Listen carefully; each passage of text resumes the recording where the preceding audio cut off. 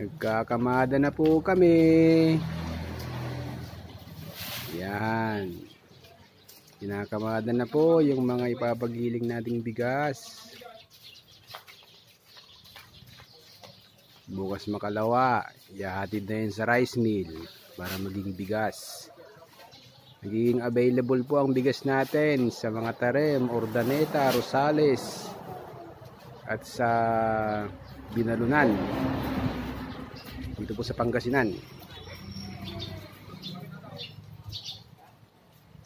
At yung mga iba po ay ibibiyahe po natin sa Baguio, summer capital of the Philippines. Ayan. Marami-rami na po ang ating naipon. Marami na naman tayong may susupply sa ating mga suki. Masarap ko na bigas ito. 480. 480 po ang variety ng ating palay. At mayroon din tayong 160. Malalambot po siya at masarap kainin.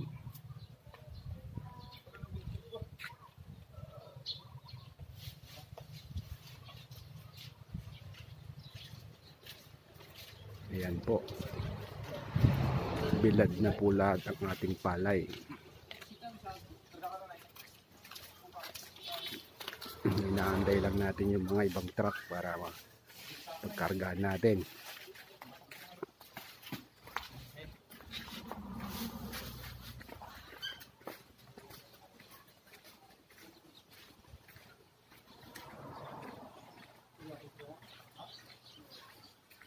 Yan po, oh, marami pa.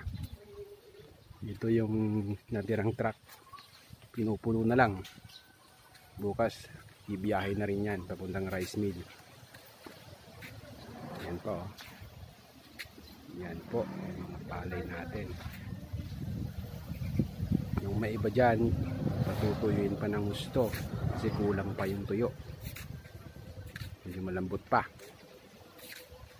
Pero sana bukas, maganda na naman ang panahon. Makapagbilad tayo ulit at mai-deliver na rin. Yan. Yan.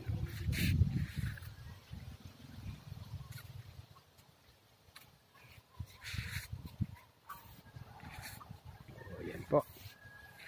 Hanggang sa muli po. Magandang araw.